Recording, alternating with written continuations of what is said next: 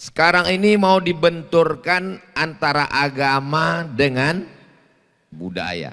Kalau orang beragama berarti dia meninggalkan budaya. Kalau orang berbudaya berarti dia sudah tidak beragama. Maka malam ini kita betul-betul diperlihatkan bahwa antara agama dengan budaya bukanlah sesuatu yang perlu dibenturkan. Begitulah tradisi, termasuk juga pantun adalah tradisi dalam berbahasa, tidak ada dilarang. Makanya ada ungkapan inna minal bayani la sihra, sesungguhnya bayan, kata-kata yang indah, puisi-puisi, syair-syair la sihra, bisa memukau orang banyak. Saya waktu kuliah di Mesir, ketika jadi mahasiswa baru, dikasih tahu sama senior-senior, nanti jangan pakai sarung. Kenapa begitu? Karena budaya di Mesir ini pakai sarung itu tidak lazim, tidak biasa. Tapi sebaliknya kalau di Indonesia pakai sarung itu menunjukkan bahwa kita adalah santri. Bahkan tadi PW Muhammadiyah Profesor Dr. Tuan Guru Subhan Acim DESA yang tidak pernah dipakai mengatakan, Ustadz Somad, coba lihat Pak Rektor, ini memang Universitas Muhammadiyah tapi rektornya pakai sarung seperti dari NU, kata beliau. Apa maknanya? Bahwa budaya selalu di tempat kampung saya, kain sarung itu disebut dengan kain madras. Madras itu satu kota di India. Bahkan di Medan ada namanya kampung madras. Jadi kenapa umumnya kiai, ulama, tokoh agama di Nusantara, Indonesia, Malaysia, Singapura, Brunei Darussalam, Patani Thailand Selatan, Moro Filipina, itu biasanya pakai kain sarung. Kenapa pakai kain sarung?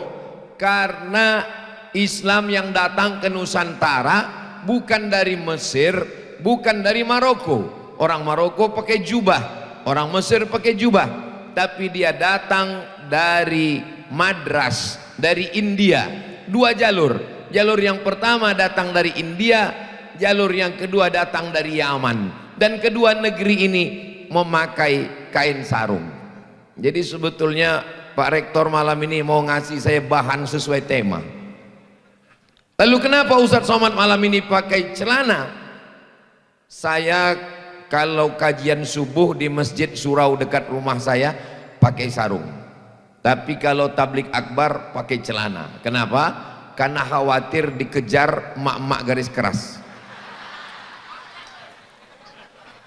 Nah, jadi memang itu sudah. Jadi kalau ada orang yang mententangkan, maka sesungguhnya dia tidak belajar bagaimana ketika Islam datang. Islam datang itu hanya melarang budaya-budaya yang kira-kira mengganggu, merusak akidah la ilaha illallah Muhammadun Rasulullah sallallahu alaihi wasallam. Adapun yang dia tidak merusak, maka Islam membiarkan begitu saja. Ketika Islam datang, Ka'bah itu sudah ada bajunya, sudah ada kelambunya yang disebut dengan kiswah. Itu tidak ada ayatnya menyuruh, hai orang beriman, kasihlah kelambu kiswah untuk Ka'bah. Enggak ada. Itu dibuat oleh Raja Himyar dari Yaman. Dia bernazar, nanti kalau saya menang perang, maka Ka'bah ini akan saya kasih baju kelambu yang terbuat dari sutra. Kabarnya harga kelambunya itu 17 miliar dan sampai hari ini tetap dipasangkan. Ketika Nabi Muhammad SAW datang, Nabi tidak melarang. Kenapa? Karena bagus, tidak bertentangan dengan akidah. Begitu juga kita ada tradisi, kalau anak kita lahir 7 hari kita sembelihkan kambing yang disebut dengan akikah. Kullu mauludin rahinatun bi aqiqatihi. Setiap anak yang lahir itu tergadai dengan akikahnya. Bagaimana cara menebus anak yang tergadai? Tuzbahu anhu yauma sabi'ihi, sembelihkan kambing hari ketujuh, yuhlaku, cukur rambutnya, wa yusamma, kasih nama yang bagus-bagus. Setelah sembelih kambing, cukur rambut, kasih nama. Di antara nama yang paling bagus itu adalah nama yang dinisbatkan kepada Allah Subhanahu wa taala. Abdullah, Abdurrahman, Abdul Wahab, Abdul Somad. Yang sama-sama kita hormati Bapak Rektor Dr. Andus Abdul Wahab MAG. Ini sebetulnya secara kode etik ini, mohon maaf, sesama Abdul dilarang saling mendahului. Beliau mengucapkan selamat, memberikan kata-kata tarhib. Mudah-mudahan kita semua benar-benar menjadi hamba Allah insyaallah. Civitas Akademika, keluarga besar Universitas Muhammadiyah Mataram, mudah-mudahan universitas ini melahirkan para pemimpin-pemimpin bangsa di masa akan datang insyaallah. Amin ya rabbal alamin. Mereka menyembelih kambing. Setelah kambing disembelih, darahnya diambil, diusapkan ke kepala bayi, dioleskan darahnya ke wajah. Maka ini bertentangan dengan ajaran Islam. Akhirnya mengambil darah kambing dengan mengoles ke wajah, ke kepala, ini dihilangkan karena najis. Tapi menyembelih kambingnya dilanjutkan sampai hari ini. Kita tetap menyembelih kambing. Anak saya lahir laki-laki 2 ekor kambing, anak perempuan 1 ekor kambing. Maka ketika disembelihkan kambing, disitulah kita sedang menebus nikmat yang besar. Wa amma bi ni'mati rabbika fahadits. Sudah dikasih nikmat seorang anak, mengambil darah najisnya dibuang karena bertentangan dengan akidah. Tapi tradisi menyembelihkan kambingnya diteruskan. Begitu juga ketika hari raya kurban, mereka menyembelih domba, lembu, sapi, kambing, darahnya mereka ambil, mereka tempelkan ke dinding Ka'bah. Lalu kepala kambing itu mereka pukul-pukulkan ke Ka'bah. Ketika Nabi SAW datang, turunlah ayat, la yanalallaha luhumuha wala dima'uha. Darahnya, dagingnya tidak sampai kepada Allah Subhanahu wa taala, walakin yanaluhu taqwa minkum. Yang sampai itu adalah ketakwaan kepada Allah Subhanahu wa taala. Maka tradisi menempelkan darah kambing, darah onta ke dinding Ka'bah dihilangkan karena najis, kotor. Tapi menyembelihnya diteruskan. Perbuatan ini adalah perbuatan baik. Itu salah satu beberapa contoh model ketika Nabi Muhammad SAW datang. Banyak sekali melihat tradisi-tradisi yang tidak baik, tapi kemudian yang baiknya diteruskan, yang haramnya dibuang.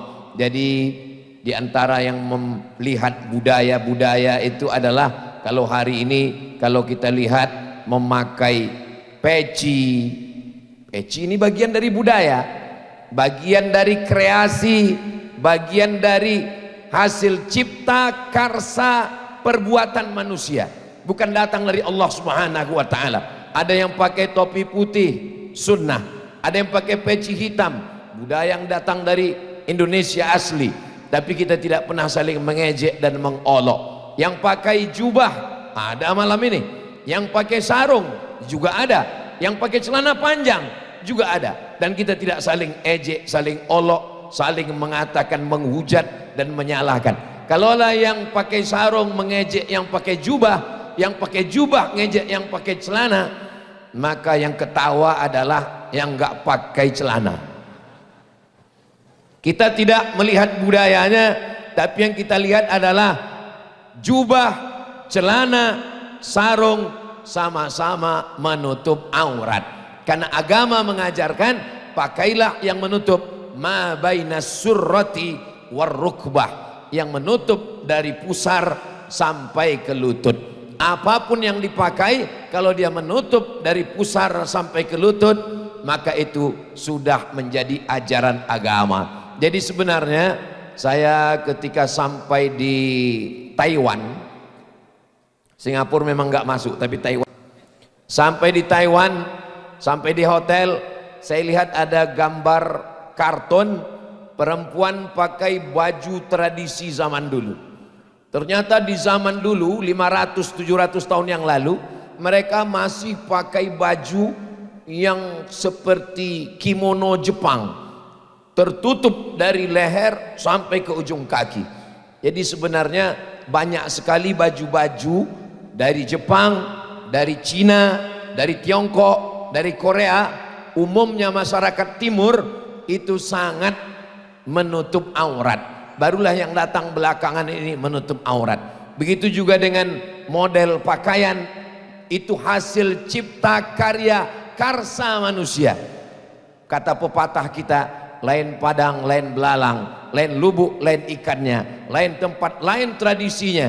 Dan ketika Islam datang, tradisi yang baik-baik tidak bertentangan dengan ajaran Islam diteruskan oleh bangsa kita. Tapi begitu dia bertentangan dengan Islam, tidak ada tawar menawar.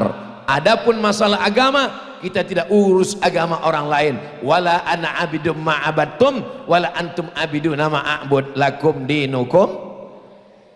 Masalah memuliakan tamu, ajaran agama kita jelas memuliakan tamu. Man kana yu'minu billah wal yaumil akhir, siapa yang beriman kepada Allah dan hari akhirat, falyukrim dhaifahu, maka muliakanlah tamu. Tapi sepanjang perjalanan saya dari mulai Sabang sampai Papua, itu beda tempat, beda cara memuliakannya. Saya sampai ke Aceh, sampai di Aceh didudukkan di atas kursi tinggi. Setelah itu masing-masing tokoh masyarakat mengambil pulut ketan berwarna kuning yang sudah dicampur dengan kunyit, lalu diberi manisan dari kelapa, lalu disuapkan ke mulut saya. Rupanya begitulah cara saudara kita di Aceh menyambut tamu. Pertama saya Masya Allah, tapi saya lihat yang akan menyuap ramai sekali. Lalu saya bisik ke panitia, ini masih banyak lagi, sebentar lagi Ustadz selesai. Begitulah rupanya cara memuliakan. Lalu kemudian saya pun terbang ke Kalimantan. Sampai di Kalimantan saya diberitahu, nanti Ustadz akan disambut dengan golok yang panjang. Terus golok ini untuk apa? Nanti di airport akan ada tebu berwarna hitam. Lalu Ustadz melewati tebu ini. Terus apa yang saya lakukan? Ustadz mesti cincang dan sekali tebas mesti putus. Saya pun mulai agak-agak, insya Allah putus ini. Jangan sampai nggak putus nanti Pak Ustadz, nggak lewat kata dia. Alhamdulillah begitu turun diberikan golok, saya pun putus, saya lewat. Oh begitu rupanya cara saudara saya di Kalimantan untuk memuliakan tamu. Lalu saya pun terbang sampai ke Sorong. Sampai di Sorong disambut di airport. Piringnya besar sekali. Oh, saya pun mengambil kesimpulan. Rupanya di Aceh piringnya kecil, makin ke timur makin besar. Ini berarti suapannya besar juga ini. Ternyata piring ini bergambar burung kasuari. Lalu kemudian setelah saya mendekat, saya lihat piringnya besar tapi kosong. Apa yang saya lakukan? Ustadz letakkan telapak kaki di atas burung itu. Oh begitu ternyata. Tidak ada makanannya, nginjak aja. Bu, piringnya saya bawa pulang, ada di rumah sekarang, saya pajang. Ternyata lain tempat, lain tradisi, tapi substansinya satu. Saudara di Aceh, saudara di Kalimantan, saudara di Papua, begitulah cara mereka memuliakan. Lalu bagaimana dengan saudara saya di Nusa Tenggara Barat? Mereka pakaikan saya sorban. Ini yang saya pakai malam ini. Ini khas Nusa Tenggara Barat. Sorban yang saya bawa dari Pekanbaru nggak laku, mesti dipasangkan. Jadi apapun tradisinya, apakah ketika saya disambut di Aceh, lalu kemudian diberikan kulit kuning, disuapkan ke mulut saya, lalu saya akan berkata, ini tidak ada dalam hadis Nabi Muhammad SAW. Ini bertentangan. Apakah memberikan makanan itu bertentangan dengan ajaran Islam? Hadisnya jelas. Afshus salam, tebarkan salam. Assalamualaikum warahmatullahi wabarakatuh. At'imut ta'am, belikanlah makanan. Mereka memberikan makanan, tapi dia menjadi haram menjadi takhayul, menjadi bid'ah, menjadi khurafat. Kedatangan Muhammadiyah pada tahun 1912 itu adalah untuk memerangi TBC, takhayul, bid'ah, cuerafat. Ejaan zaman dulu. Sekarang khurafat. Kalau sampai meyakini bahwa ini menimbulkan mudarat, ini menolak mudarat, mendatangkan manfaat, maka rusaklah akidah kita. Kita sampai pada kenyataan bahwa kayu, batu, lembu, hantu tidak bisa mendatangkan manfaat, tidak bisa menolak mudarat. Semuanya datang dari Allah. Huwa darru, Allah yang menolak mudarat. An-nafi'u, Allah yang mendatangkan manfaat. Makanya Umar bin Khattab ketika dia akan mencium Hajar Aswad, apa kata Umar bin Khattab? Ya Hajar, wahai batu, innaka la tanfa, engkau tidak dapat mendatangkan manfaat, wala tadur, engkau tidak bisa menolak mudarat. Laula Muhammadun qabbalaka ma qabbaltuka, kalaulah bukan karena Muhammad yang mencium engkau, aku pun tidak mau mencium engkau. Begitulah akidah yang ditanamkan dalam diri setiap muslim. Hai Hajar, hai batu, aku menciummu bukan karena engkau mendatangkan manfaat, bukan karena engkau menolak mudarat, tapi karena mengikuti sunnah Nabi Muhammad sallallahu alaihi wasallam. Jamaah umroh sekarang kalau mencium Hajar Aswad mirip juga ucapannya seperti itu, cuman agak berbeda sedikit. Wahai batu, engkau tidak mendatangkan manfaat, engkau tidak menolak mudarat. Kalaulah bukan karena tetanggaku akan bertanya kau cium atau enggak, kita mencium alasannya tidak karena ditanya tetangga, bukan karena mau update status, tapi karena ittiba'us sunnah, mengikuti Nabi Muhammad sallallahu alaihi wasallam. Jadi bercerita tentang agama, tidak, agama kacau, agama tidak kacau, dunia ini kacau balau. Lalu datanglah agama yang mengatur dari hal yang sekecil-kecilnya sampai yang sebesar-besarnya. Idza waqa'az zubab, lalat. Waqa'az zubabu fi ina'i ahadikum. Kalau lalat masuk ke tempat air minum kamu, apa yang dilakukan? Falyughmishu, celupkan. Kalau lalat masuk ke tempat air minum kamu, celupkan ke dalam. Fa inna fi ihda jinahaihi da, karena di salah satu sayapnya ada penyakit. Wa fil ukhra syifa, salah satu sayap yang lain itu ada penawar obatnya. Sayap lalat dua, salah satu sayapnya menyebarkan bakteri, sayap yang satu lagi menyebarkan bakteri. Siapa yang bisa mengungkap ini? Kalau Ustaz Abdul Somad ditanya, Ustaz Somad, apakah hadis tentang zubab lalat ini sahih? Hadisnya sahih. Tolong tunjukkan saya Ustaz, mana sayapnya yang mendatangkan bakteri dan mana sayap satu lagi yang mendatangkan obat penawarnya. Itu hanya bisa dijawab oleh mahasiswa Fakultas Kedokteran Universitas Muhammadiyah Mataram yang akan berdiri tidak lama lagi. Amin.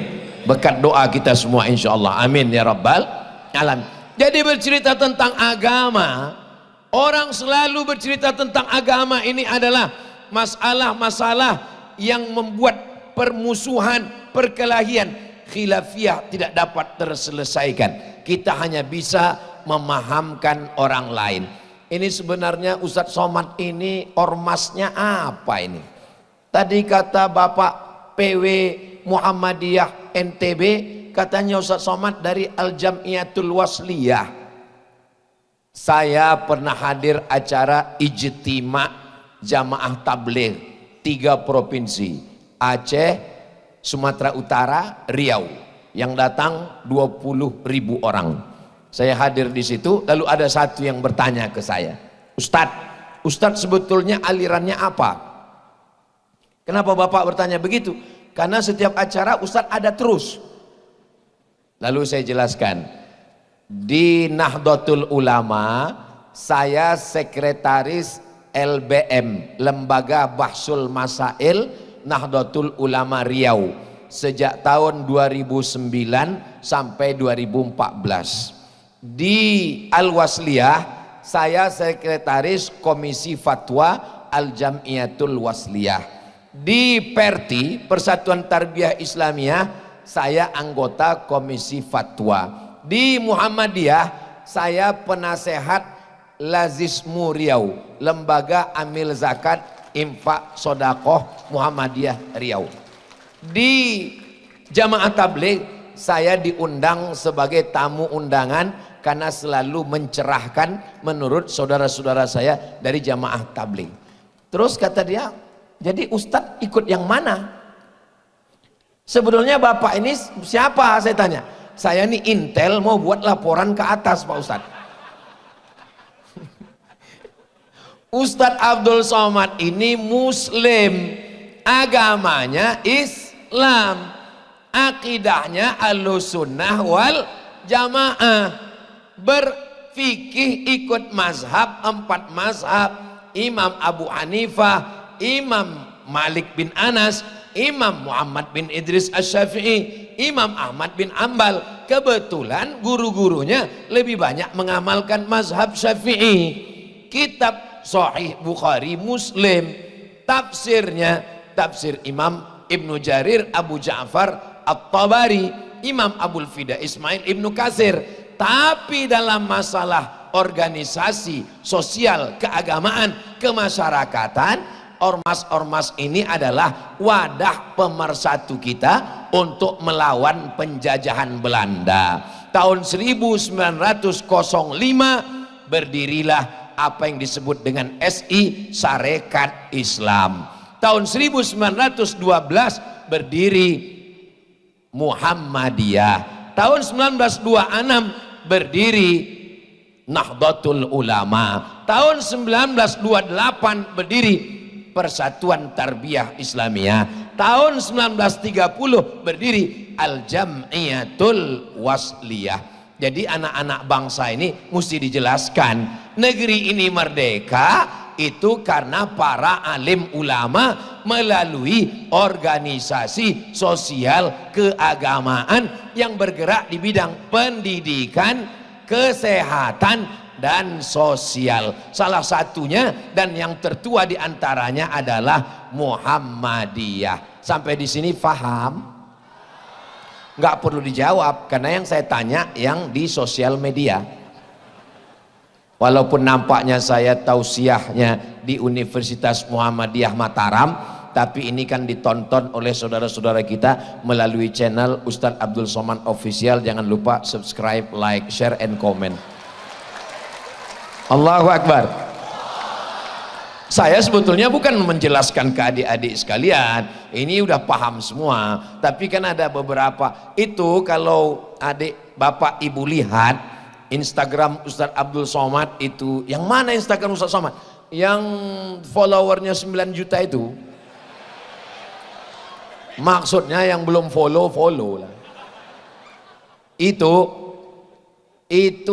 mungkin 20%-nya haters, mau mencari-cari kapan saya keliru dan silap dan salah. Tapi berkat saudara-saudara yang selalu mendoakan saya, alhamdulillah sampai hari ini benar. Tapi kalau mau dicari-cari salahnya, iya ada juga. Betul? Nah, betul katanya. Saudara yang dimuliakan Allah Subhanahu wa ta'ala. Kenapa Ustadz Somad itu malam ini tidak lancar seperti biasanya? Kami tonton di YouTube, di Instagram, di TikTok. Oh, jelas beda. Bagaimana perasaan Ustadz Abdul Somad malam ini tausiah di depan umat Universitas Muhammadiyah Mataram? Rasanya sulit untuk diungkapkan dengan kata-kata, karena kata belum tentu bisa mewakili rasa. Andai kata dirangkai untuk mewakili rasa, pasti kata selalu berdusta. Andai ku coba untuk merangkainya menjadi ungkapan kata, tentu rasanya berbeda. Kenapa? Karena rasaku belum tentu rasamu.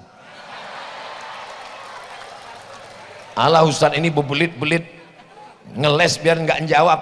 Ya, perasaan Ustadz gimana malam ini? Rasanya malam ini saya seperti dacil, dai cilik di depan para senior dan dewan juri. Saya terbang dari Kuala Lumpur, dari Jakarta, terbang menuju Casablanca. Menuju Casablanca. Casa artinya rumah, Blanca artinya putih. Casablanca rumah putih. Setelah transit di Qatar, lanjut dari Qatar ke Tripoli, Libya. Dari Libya mendaratlah di Casablanca tahun 2004. Sekarang sudah 2024, udah tua juga saya rupanya. 20 tahun yang lalu sampai ke sana. Dari Casablanca saya naik kereta api ke Rabat di kerajaan Maroko. Ustadz alumni Maroko? Ya, saya bilang Maroko itu dekat dari Maroke Pak Ustadz. Mesir, Libya, Tunisia, Aljazair, Maroko, Samudra Atlantik, Andalusia. Andalusia itu di mana Pak Ustadz? Banyak yang nggak tahu. Real Madrid, Barcelona, tahu, itulah dia. Jadi saya pun sampailah di Rabat.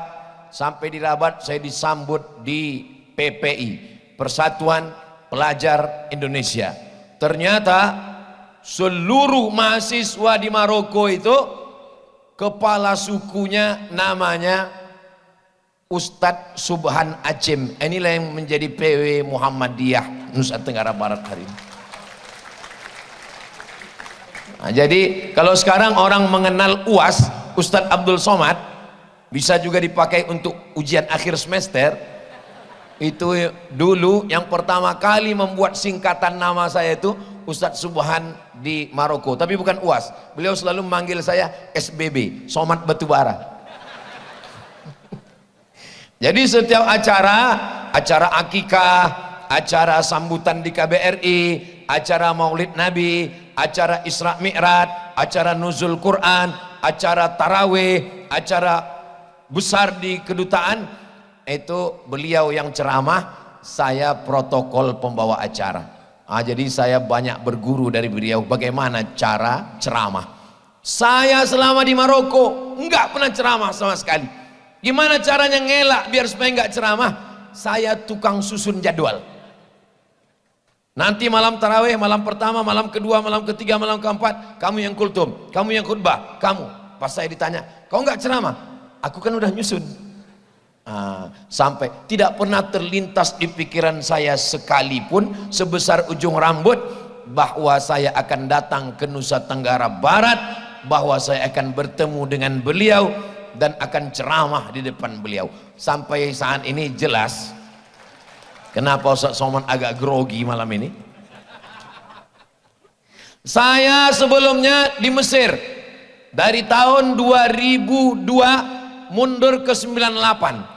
5 September 1998 saya sampai ke Kairo. Dari Kairo saya teruskan perjalanan ke Provinsi Garbiah namanya. Nama kotanya Tonto, tempat Sidi Ahmadil Badawi. Lalu di sana belajar 4 tahun. Ketua Persatuan Pelajar Indonesia, PPMI namanya, Persatuan Pelajar Mahasiswa Indonesia.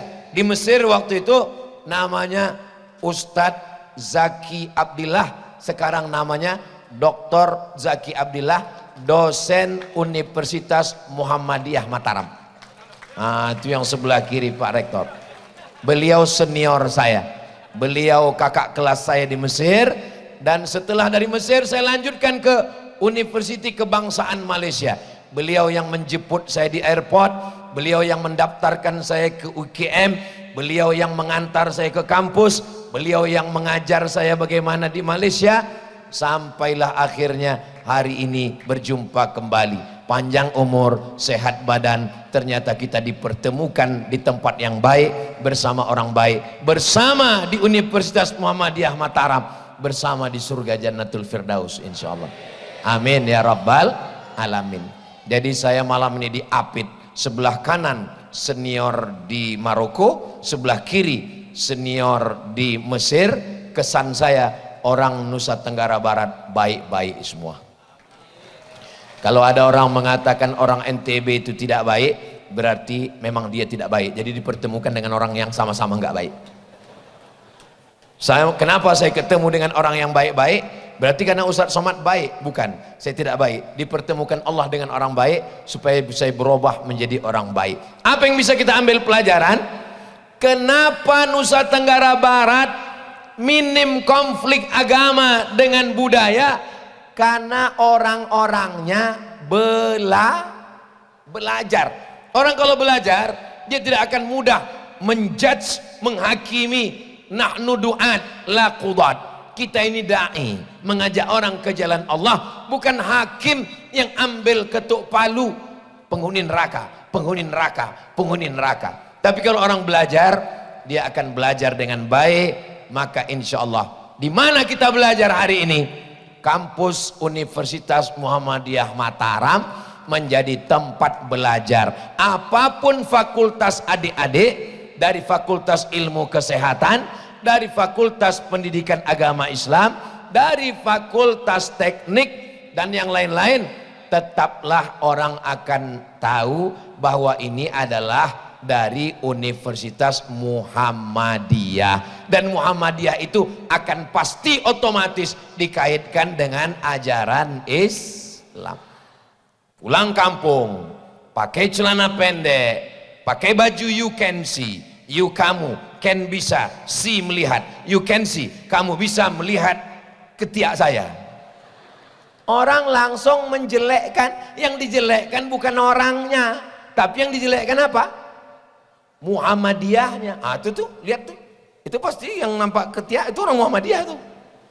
Padahal yang salah orangnya. Selalu dikaitkan dengan agama.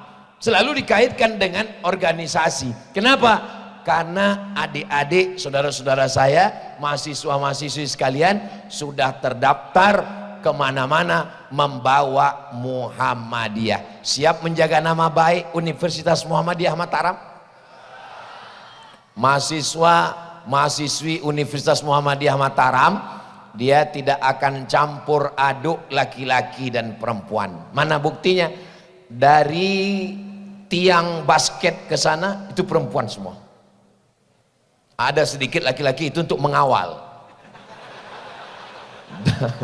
Itu saya lihat di jamaah, oh itu perempuan semua. Dari tiang basket ke sini ini laki-laki semua, nggak ada perempuan. Artinya apa? Ini kampus Muhammadiyah. Muhammadiyah berarti Islam, mengikut Nabi Muhammad sallallahu alaihi wasallam. Pasti dia tidak akan pacaran. Kalaupun ada pacaran, malam ini lebih dari 40 orang, lebih dari 400 orang, lebih dari 4000 orang, doanya pasti makbul karena ramai. Yang pacaran-pacaran putuskan ya Allah.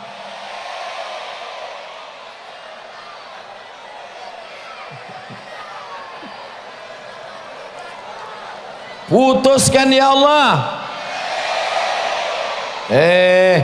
Kami datang ke pengajian Ustadz Somad ini bukan mau merusakkan, hancur hati kami Ustadz. Jahat sekali Ustadz Somad. Yang sudah putus malam ini segera nikahkan ya Allah. Lebih kuat lagi aminnya. Sampai hati Ustadz Somad, teganya Ustadz Somad. Saya udah pacaran 5 tahun Ustaz. 5 tahun Ustaz. Kamu 5 tahun pacaran gak nikah-nikah.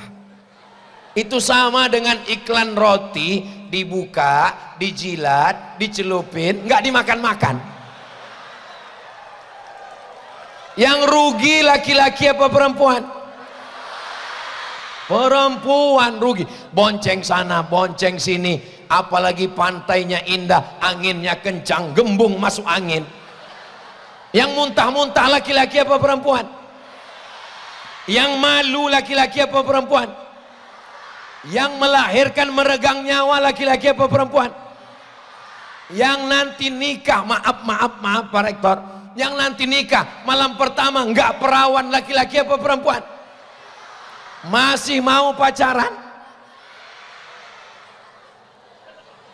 Kalau masih ada yang mau,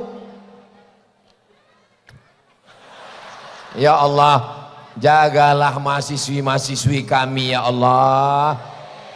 Loh, Ustadz mendoakan kok yang jaga mahasiswi? Jagalah mahasiswi kami dari playboy cap tupai ya Allah. Cap tupai lompat sana, lompat sini, lompat sana, habis buah kelapa itu bolong semua. Jaga mahasiswi kami dari playboy cap gayung ya Allah. Ceduk sana, ciduk sini, habis semua insya Allah. Allah Ustadz Somad itu berani mendoakan supaya putus, berani mendoakan supaya nggak pacaran. Ingat Ustadz Somad, Ustadz punya senior-senior di sini. Kami bisa aja tanya ke mereka. Saya berani karena saya punya senior. Silakan tanya ke Ustadz Zaki. 4 tahun Ustadz Somad di Mesir, nggak ada pacaran sama sekali. Kalau nggak percaya, tanya. Nggak ada kan Ustadz Zaki? Nggak ada.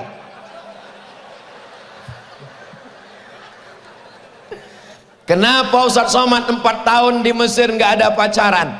Jumlah mahasiswa Indonesia tahun 2002 saat kami belajar itu 2.400 orang. Laki-laki 2.100, perempuan 300. Persaingan ketat. Saya termasuk yang tereliminasi. Itu yang dapat paling yang ketua-ketua aja. Ustadz Zaki mungkin karena ketua persatuan mungkin dapat, tapi nggak tahu juga, nggak mungkin. Bagaimana dengan Ustadz di Maroko dulu?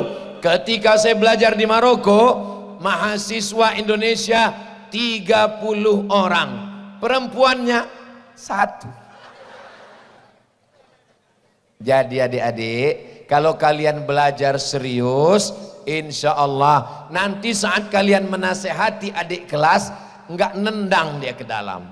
Coba kalau saya dulu playboy cap buaya darat, saat menasehati jangan pacaran, nendang dia ke dalam. Alah, ente aja dulu banyak yang lari. Tapi kalau kita, maka ini untuk kebaikan kita bersama, fokus aja belajar. Iya Ustadz, tapi kalau nggak punya pacaran sekarang, nggak punya pacar, apa kata dunia? Hidup ini tidak berat.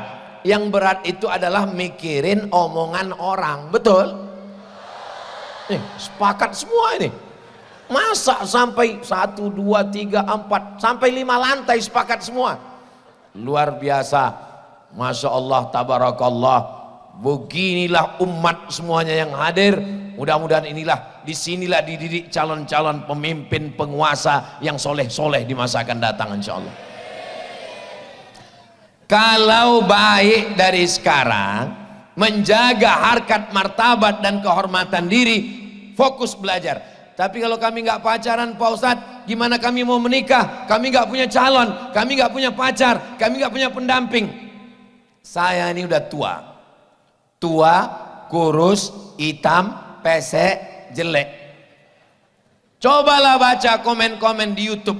Di komen YouTube Ustadz Somad, banyak yang caci maki, ngejek. Yang ngejek banyak, tapi ada beberapa komen yang saya ingat. Apa komen yang Ustadz ingat? Ustadz, jadikan aku yang kedua ya. Saya cuma mau ngasih tahu ke kalian yang ganteng-ganteng, yang cerdas-cerdas, yang IP-nya 4, yang berprestasi dari umat, kalian punya masa depan yang luar biasa. Aku aja yang kurus udah tua masih ada tawaran begitu. Apalagi kalian yang muda-muda, jaga, bahagiakan orang tua. Orang tua di kampung mengirim ke Lombok belajar di umat, harapan mereka besar. Kalau belum bisa membahagiakan orang tua, paling tidak jangan mengecewakan orang tua. Ustadz Zaki sampai ke Mesir 97, 98, 99, 2000, 2001 pulang. Beliau 4 tahun di Mesir, pulang. Ustadz Somad sampai ke Mesir 98, 99, 2000, 2001, 2002 selesai, pulang. 4 tahun pulang. Saya datang September, Juli saya sudah ujian akhir. Jadi kalau gitu saya selesaikan S1 saya 3 tahun 10 bulan. Dosennya orang Arab, bukunya bahasa Arab, belajar di Arab 3 tahun 10 bulan selesai. Maka saya heran sekali kalau ada orang belajar di Indonesia, ketika ditanya semester berapa? Semester berapa? 4. Dibilang 4 kok wajah nggak sesuai. 14 Pak Ustadz. Loh, kok bisa begitu? Kenapa Ustadz cepat selesai? Kita nggak pakai sistem SKS, kita sistem paket. 1 tahun 14 mata kuliah, tambah hafalan Quran 2 juz, 2 juz, 2 juz, 2 juz, 8 juz beban, tambah mata kuliah 14. Kalau nggak lulus 3 mata kuliah, ulang. Kalau lulus cuma 2, bawa ke atas, berarti 14 tambah 2 jadi 16 mata kuliah. Kalau nggak naik 1 tahun, hilang, potong beasiswa 25%. Saya dengan Ustadz Zaki sama-sama dapat beasiswa Al-Azhar, tes melalui Kementerian Agama. Nggak lulus 2 tahun, hilang beasiswa, putus. Nanti kalau naik lagi baru nyambung. Kalau sampai 3 tahun nggak lulus, berarti di DO dan siap-siap nggak dapat tiket pulang, siap-siaplah hanyut dari sungai Nil ke sungai Siak Riau. Jadi ternyata jalan lari santai dengan dikejar anjing itu memang beda larinya. Kenapa Ustadz cepat selesai? Karena dikejar anjing herder 3 ekor dari belakang. Jadi adik-adik kalau mau cepat selesai, ikat daging 2 ikat, lepaskan anjing pelacak dari belakang. Itu akan cepat selesai. Apa maksudnya? Kita dikejar-kejar. Kita tidak pernah menghargai nilai uang kalau kita tidak merasakan sulitnya cari uang. Jadi adik-adik yang selama ini passwordnya cuma 3. Awal bulan, mak. Mau Idul Fitri, mak. Mau nikah, mak. Istri mau lahiran, mak. Seumur hidup tidak akan pernah mandiri. Iya Pak Ustadz, tapi kami kan di sini dikirim tiap bulan. Kalau mau mandiri, telepon orang tua. Bapak, papa, mama, ayah, ibu, untuk bulan Mei ini tolong jangan kirim uang belanja. Saya akan cari uang sendiri dengan kerja di Mataram, di Lombok. Siap?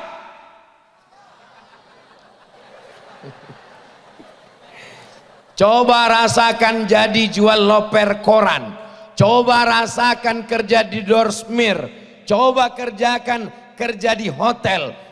Untuk menghargai sulitnya mencari. Orang kalau tidak merasakan ini mudah saja. Minta motor dikasih, kos-kosan mahal dikasih, handphone mahal dikasih, berangkat bukan main, knalpot dipotong. Itu knalpot sepeda motor udah dipotong semua, bunyinya udah lain, beb beb beb beb beb beb beb beb beb beb. Lewat di depan mahasiswi, beb. Saudaraku yang dimuliakan Allah Subhanahu wa taala, belajar yang serius, lanjutkan. S1 dari Al-Azhar, lanjut ke UKM University Kebangsaan Malaysia, sampai PhD doktor, pulang ke Nusa Tenggara Barat. S1 Madinah Al-Munawwarah, lanjut ke Darul Hadis Maroko, lanjut sampai S3, pulang ke Lombok, Nusa Tenggara Barat. Terbang sejauh mata memandang, kau tetap akan kembali pulang membangun Nusa Tenggara Barat, membangun Indonesia. Siap bangun Nusa Tenggara Barat? Siap bangun Indonesia? Takbir!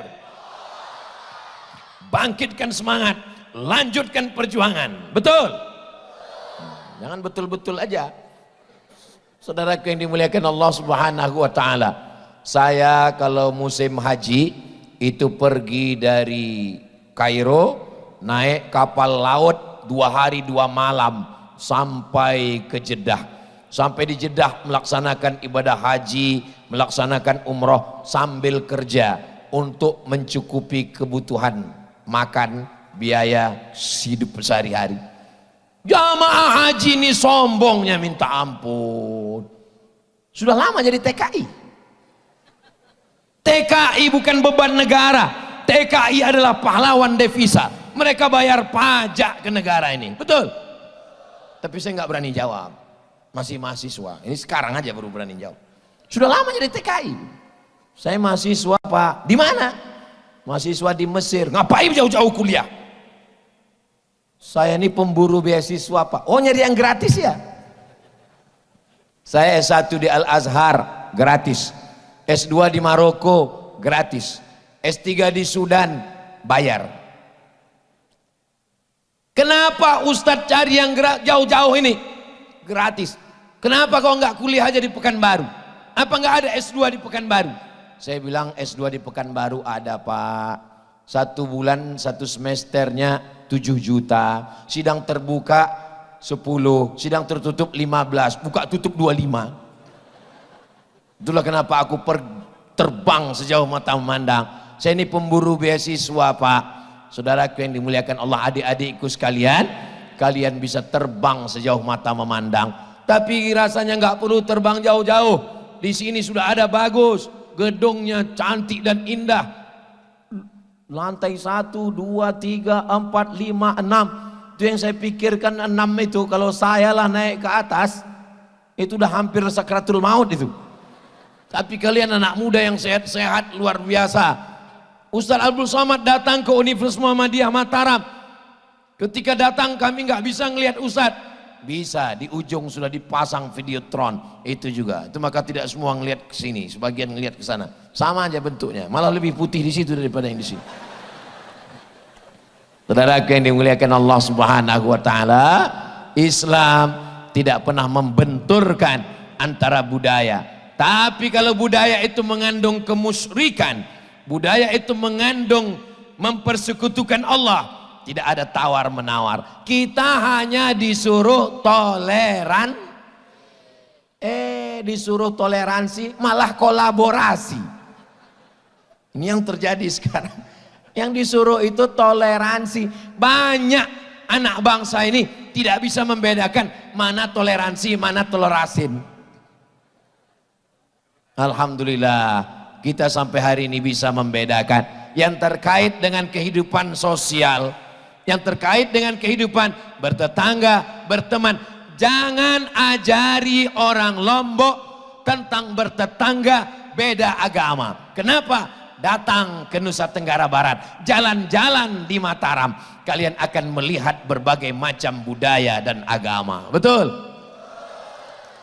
Ini kita di mana nih Ustadz? Ini kita sedang berada di daerah saudara kita sebangsa setanah air, tapi dalam masalah akidah mereka bukan akidah. Ustadz bisa lihat di tepi jalan. Oh, nampak ada tanda-tandanya. Kalaulah orang Islam itu tidak bisa membedakan budaya dengan agama, kalaulah ulama yang datang kemari dulu hanya dengan pedang, itu berbeda dengan kita. Pancung kepalanya, halal darahnya, larikan anak gadisnya. Ini membuktikan dalam masalah akidah tidak ada tawar-menawar. Lakum dinukum waliyadin. Tapi dalam masalah sosial, masalah bertetangga, masalah satu kantor, masalah satu kampus, masalah satu sekolah, kita bisa hidup bersama. La yanhakumullah 'anil ladzina lam yuqatilukum fid din wa lam yukhrijukum min diyarikum. Kalau mereka tidak mengusir kamu, tidak memerangi kamu, mereka tidak menumpahkan darah kamu, mereka tidak menghalau kamu dari kampung kamu, antabarruhum, berbuat baik kepada mereka, wa tuqsitu ilaihim, bersikap adil kepada mereka, berbuat baik dan bersikap adil. Kenapa dipilih kata birru?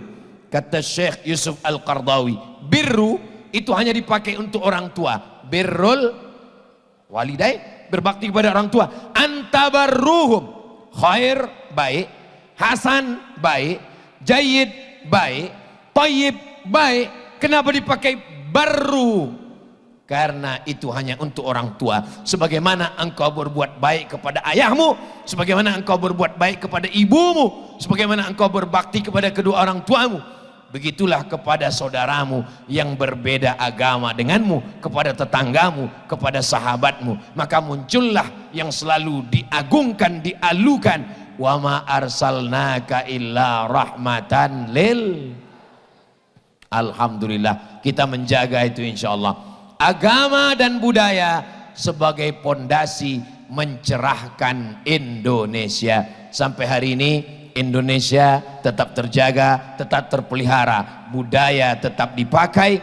17 Agustus anak-anak pakai baju berbagai macam suku dan bangsa. Di Riau ada tradisi menyambut dengan sirih. Datang orang nelpon saya, Assalamualaikum Ustaz Somad. Waalaikumsalam. Itu tari menyambut tamu pakai sirih, itu perbuatan musyrik. Syirik itu. Kenapa syirik, Pak? Karena namanya tari persembahan. Sembah berarti menyembah kepada selain Allah. Oh, kalau gitu kita robah aja namanya. Tari apa? Tari welcome. Tari selamat datang. Gak usah lagi pakai kata-kata sembah. Tetap haram, Pak Ustadz. Kenapa haram? Karena yang nari itu anak gadis, pakaiannya ketat, rambutnya terbuka. Oh, kalau gitu kita cari anak TK. Anak TK pakai baju kurung, pakai baju Melayu, pakai jilbab panjang. Bagus ini anak TK. Kenapa? Karena kalau yang menari mahasiswi, datang pejabat-pejabat, ngelihat mahasiswi, lupa dia sama istrinya. Tapi kalau yang nari anak TK, dia ingat anaknya di rumah. Gimana? Masih haram? Makruh, Pak Ustadz. Budaya, kalau tidak diajarkan ya anak-anak kita akan kehilangan budaya. Yang haramnya kita buang. Khudh ma safa, da'ma kadar. Ambil yang jernih, buang yang keruh. Alhamdulillah di beberapa daerah kalau saya datang masih disambut dengan anak-anak kecil. Lucu anak kecil, alhamdulillah. Di beberapa tempat kadang saya disambut juga dengan mahasiswi. Terpaksa saya menundukkan pandangan. Lalu yang lain pun merekam pakai TikTok. Lihatlah Ustaz Abdul Somad betapa dia ghaddul basar, menjaga pandangan kata. Padahal saya bukan menjaga pandangan, saya menjaga dari kamera kamu. Saudara yang dimuliakan Allah Subhanahu wa taala. Insyaallah kalau dulu orang mengatakan dunia ini sudah hancur Pak Ustaz, dunia ini sudah rusak Pak Ustaz, dirusak oleh sosial media, dirusak oleh YouTube, dirusak oleh Instagram, dirusak oleh grup-grup WhatsApp. Loh, Ustadz Abdul Somad dikenal saudara saya di Lombok, Nusa Tenggara Barat, itu kan melalui YouTube, betul? Ini malam ini banyak yang pertama kali baru berjumpa bertatap muka. Mereka datang bukan mau dengar tausiah Ustadz Somad, mereka cuma mau ngelihat apa betul seganteng aslinya. Itu cuma mereka mau lihat. Mereka cuma mau ketemu, mereka cuma mau ngelihat mana orang yang menghabiskan paket 2 giga kami selama ini. Saudara yang dimuliakan Allah, kalau ada orang mengatakan itu internet merusak, dulu zaman saya di pondok, kalau mau dengar pidato bahasa Arab, itu nunggu jamaah haji pulang, titip kaset. Pak Haji, nanti kalau pulang dari Makkah tolong belikan kaset ya. Ya, dengar kaset, baru bisa dengar ceramah Syekh Yusuf Qaradawi. Itu pun ceramah kencang sekali. Pertama kali telinga ini listening, maharatus sima'ah, latihan dengar bahasa Arab, itu seperti dengar kumur-kumur.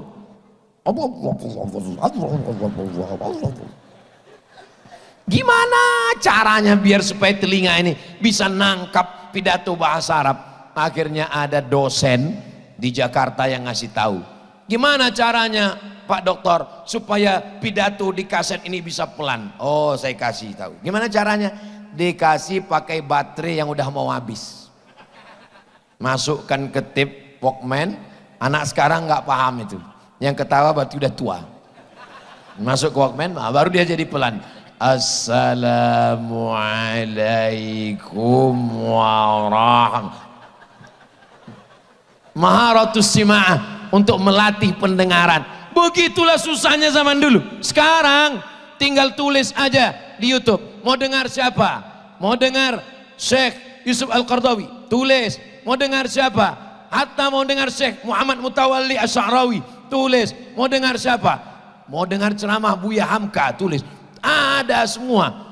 Jadi kalau ada orang mengatakan YouTube ini merusak, karena yang kamu cari yang merusak. TikTok ini merusak. Dulu TikTok itu isinya, kalau kita buka dua aja isinya, ulat pinang sama ulat sagu, melompat-lompat.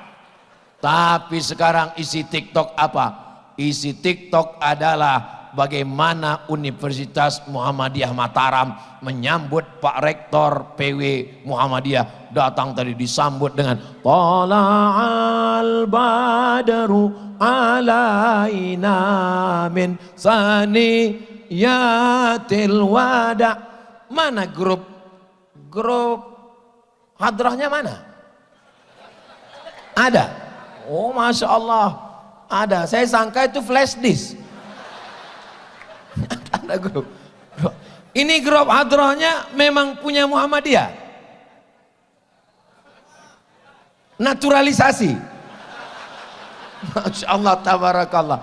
Artinya apa? Budaya memukul gendang.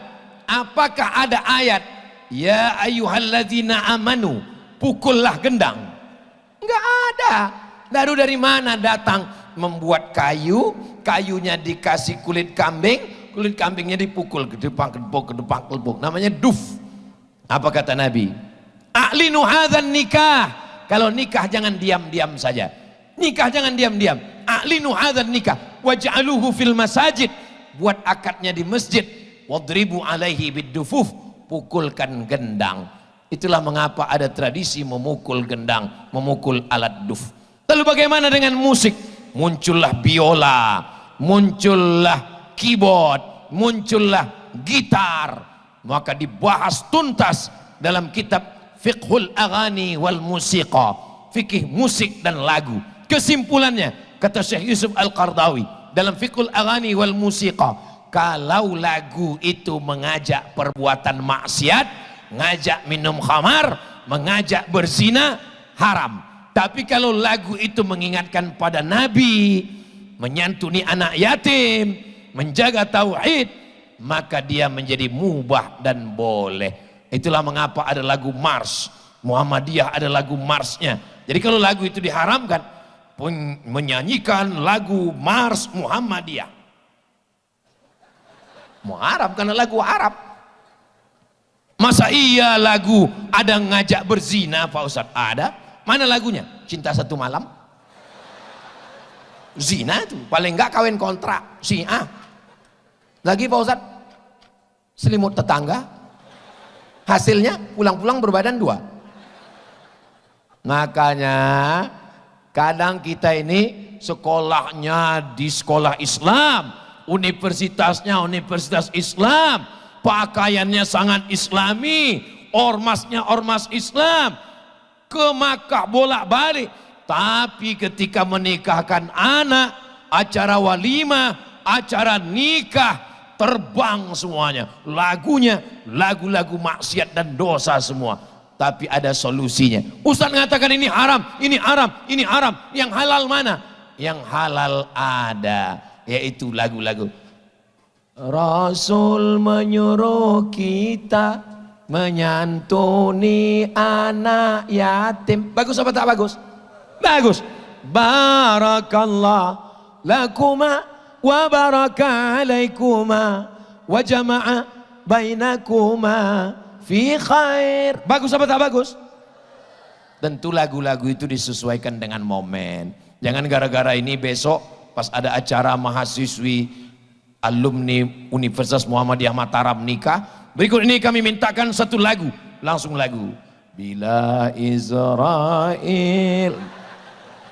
Tentu enggak sesuai dengan momen, enggak sesuai dengan keadaan, tidak mutabaqatul hal. Artinya budaya itu bisa jadi haram, bisa jadi halal. Tradisi di kampung saya itu kalau orang mau buka hutan, mau tanam padi, mau tanam jagung, itu disembelihkan kambing. Kambing dipotong, dimasukkan kepalanya ke dalam lubang, lalu dipanggil semua hantu-hantu. Wahai segala hantu-hantu, ini ada kepala kambing, makanlah ini supaya dia nggak mengganggu tanaman, supaya nggak mengganggu orang, mau buat rumah segala macam. Datang ulama kita, ulama dulu dengan kesantunannya, mereka nanya, mereka tahu tapi dia pura-pura nanya, apa yang kamu masukkan ke dalam lubang tanah? Kepala kambing, Tuan Guru. Kenapa kepala kambing masuk ke dalam? Untuk ngasih hantu-hantu yang ada di sini jembalang tanah, tolong kepalanya angkat ke atas, terus darahnya saja masukkan ke dalam, karena darah najis tidak boleh, darah sampah dibuang, darah timbun, kepalanya bawa ke rumah. Kami takut Tuan Guru, kami takut nanti hantunya marah, antar ke rumah saya biar dimasak gulai. Itulah asal muasal kenapa setiap acara kepala kambing pasti dikasih kepada Tuan Guru. Kenapa? Karena dulu orang takut makan. Sekarang saya kalau kondangan dikasih kepala kambing, saya makan. Tapi ada juga orang yang takut. Kamu nggak makan? Takut Pak Ustadz. Itu bukan hantu yang mengamuk, kolesterol. Ulama dulu begitu. Apakah tradisi memberi makan hantu setan ini ada pada zaman sahabat Nabi? Ada. Ketika itu dikirimlah seorang khalifah. Ketika itu khalifahnya Amirul Mukminin Umar ibnul Khattab. Umar bin Khattab mengirim gubernur ke Mesir, namanya Amr bin As. Panjang umur, sehat badan, kita akan sholat di masjid Amr bin As di Kairo insyaallah. Amin. Dalam acara wisata religi bersama Ustadz Dr. Zaki Abdillah ke Kairo Mesir insyaallah. Amin. Ongkos tanggung masing-masing. Sampai di Mesir, Amr bin As melihat tradisi orang Mesir yang luar biasa. Dibuat rakit, didudukkan anak gadis yang paling cantik, diberi perhiasan-perhiasan, dihanyutkan ke Sungai Nil. Ternyata jin di Mesir itu seleranya lebih tinggi dari jin tempat kita.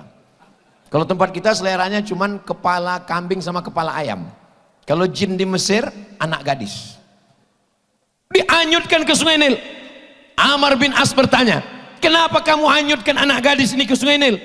Karena kalau tidak dihanyutkan ke Sungai Nil, nanti air Sungai Nil kering, gandum tidak tumbuh, kami tidak bisa makan dan minum.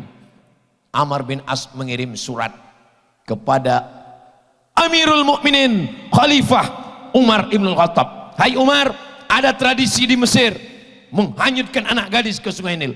Umar membaca surat itu. Ini musyrik, ini sudah menduakan Allah, menyekutukan Allah. Iyyaka na'budu wa Sungai Nil nasta'in. Menyembah kepada Allah tapi mintanya kepada Sungai Nil. Maka Umar bin Khattab menulis surat. Suratnya dimasukkan ke dalam amplop, amplopnya dikirim kepada Amr bin As. Sampai kepada Amr bin As sesuai pesan, masukkan surat ini ke dalam Sungai Nil. Amr bin As penasaran, apa isi surat Umar bin Khattab? Dia buka, tapi ini jangan jadi dalil nanti untuk buka surat ya. Jangan surat Pak Rektor dibuka sama mahasiswa pas ditanya, kenapa kamu buka? Karena Amr bin As dulu membuka surat Umar bin Khattab. Dia buka, ternyata isinya min Abdillah Umar bin Khattab, dari hamba Allah Umar bin Khattab, ila nahrin Nil, kepada Sungai Nil. Apa kata Umar? In kunta tajri min qibalillah, kalau kau mengalir karena Allah, fajri, mengalirlah engkau. In kunta tajri min qibali nafsik, kalau kau mengalir karena dirimu sendiri, fala tajri, jangan engkau mengalir sampai hari kiamat. Dimasukkan surat itu ke dalam Sungai Nil, air Sungai Nil naik 16 jengkal, masyarakat Mesir tetap bisa menikmati air Sungai Nil sampai tahun ini. Tidak pernah lagi ada surut dan tidak pernah ada tradisi menghanyutkan anak gadis ke Sungai Nil. Ini bisa dilihat dalam kitab Al-Bidayah wan Nihayah, ditulis oleh Imam Abul Fida Ismail Ibnu Katsir yang menulis tafsir Al-Qur'anil Azim. Budaya kalau bertentangan dengan akidah, kita pakai budaya atau akidah? Akidah, tidak ada tawar menawar, karena kita mati bawa agama atau budaya. Lama hidup banyak dirasa, jauh berjalan banyak dilihat. Saya belum pernah melihat orang Islam mati bawa baju batik lalu ditulis di atas jenazahnya, mohon maaf ini demi kebudayaan. Kita tetap pakai kain kafan. Mohon maaf, ketika pesawat terbang akan meledak, ketika itu yang dicari adalah black box, black hitam, box kotak hitam, meledak pesawat, kotak hitam tetap terjaga. Disitulah rekaman terakhir apa kalimat yang diucapkan oleh pilot dan co-pilot beserta seluruh yang ada penumpang di pesawat. Semua penumpang ketika pesawat itu akan jatuh ke bawah, semuanya berteriak Allahu Akbar. Pilotnya berteriak Allahu Akbar, co-pilot berteriak Allahu Akbar, penumpang berteriak Allahu Akbar. Itu menunjukkan bahwa kita mati bawa agama, tapi kita tidak disuruh meninggalkan, menghilangkan budaya, karena Islam menjaga budaya selama sejalan dengan ajaran Islam. Tapi pokok pangkal utamanya adalah agama. Innad dina indallahil. Ada tradisi di kampung saya, kalau satu suku itu tidak boleh, satu marga tidak boleh menikah. Lalu ketika itu guru kami Syekh Azra'i Abdul Raub ditanya sama orang yang datang, saya itu dengar nguping, masih SMP, Ustadz, ada orang mau nikah satu suku, boleh atau enggak? Lalu kemudian Syekh Azra'i menjawab, mau ikut agama silakan ikut agama, mau ikut adat apa gunanya agama? Kira-kira ikut adat atau ikut agama? Ikut agama. Tapi kita tidak menyepelekan adat istiadat. Begitulah ajaran Islam yang menjadikan kita sampai hari ini bisa hidup bersama. Ini semua adalah adat-adat. Kalau tidak dibawa Nabi, kalau tidak ada dalam Quran, kalau tidak ada dalam hadis, maka itu bukan ajaran agama. Ini semuanya tidak ada di dalam Quran dan hadis. Ini mikrofon ini tidak ada di zaman Nabi Muhammad SAW. Mikrofon ini bukan produksi Mesir, bukan Saudi Arabia, bukan Maroko. Ini produksi dari nggak tahu dari negara mana. Tapi yang jelas tertulis di sini on off. Ini kalau dari Madinah, ini mikrofon ini pasti tertulis itu al hayah wal maut. Tapi apa boleh kita pakai budaya orang lain? Datanglah sahabat namanya Salman Al-Farisi, Farisi dari Persia. Lalu dia bertanya kepada Nabi SAW, ya Rasulullah, ya kita akan perang melawan orang-orang kafir. Ketika itu nama perangnya perang Ahzab, karena berkoalisi antara partai kafir, partai Yahudi, partai munafik, berperang tiga. Kalau satu namanya Hizib, kalau jamaknya Ahzab, perang Ahzab. Datang Salman Al-Farisi, ada ayat turun ya Rasulullah? Tidak ada. Kalau gitu kita pakai tradisi adat budaya di kampung kami. Bagaimana? Gali parit panjang yang kira-kira kuda tidak bisa menyeberang. Parit itu bahasa Arabnya adalah khandak. Parit itu khandak. Kalau Ustadz Somad nanya, jamaah jangan tertekan, karena banyak jamaah ini tertekan nggak mau ngaji gara-gara ditanya Ustadz. Beda sama Ustadz Somad. Ustadz Somad kalau dia nanya, jamaah nggak perlu jawab, karena Ustadz Somad itu kalau nanya dia jawab sendiri. Ada dulu dosen kami di Darul Hadis, saya dikasih tahu sama senior, nanti kalau ujian lisan dia nanya nggak usah dijawab, karena nanti beberapa detik setelah itu dia akan jawab sendiri. Yang ngasih tahu saya itu namanya Ustadz Subhan. Nama syekh yang nanya itu namanya Syekh Muhammad Rawandi, Allahumma firlahu warhamhu, ketua jurusan. Beliau senior saya. Bang, nanti gimana? Nanti kalau Syekh Rawandi nanya nggak usah dijawab, kalau nggak tahu diam aja, nanti dijawabnya sendiri. Ya Rasulullah, apakah ada wahyu yang turun tentang menggali, tentang strategi melawan orang kafir? Enggak ada, kata Nabi. Kalau gitu kita pakai budaya dari negeri kami. Bagaimana budaya kalian? Kami gali parit, maka digalilah parit yang lebar, yang kira-kira kuda tidak bisa menyeberang. Itulah yang dikenal dengan perang Khandak. Enggak ada Nabi waktu itu mengatakan, Salman jangan kari perang Khandak, karena ini tradisi menggali parit ini datang dari negeri kafir, enggak boleh. Makanya kalau ada yang ngejek saya waktu saya pakai moge, diejeknya, Somad itu kan produk kafir kok kau pakai. Ini ketahuan, ini orang nggak punya paket untuk dengar ceramah Ustaz Somad utuh 1 jam. Kalau dia dengar secara utuh pasti dia paham. Yang dilarang itu terkait dengan akidah. Yang dilarang itu kalau budayanya adalah bertentangan dengan syariat fikih, bertentangan dengan menutup aurat. Tapi kalau budaya itu baik, maka amat sangat baik. Masjid itu penuh dengan budaya-budaya semua, hasil kreasi cipta karsa manusia. Mana budaya dalam masjid? Menara. Masjid Nabawi zaman Nabi nggak ada menaranya.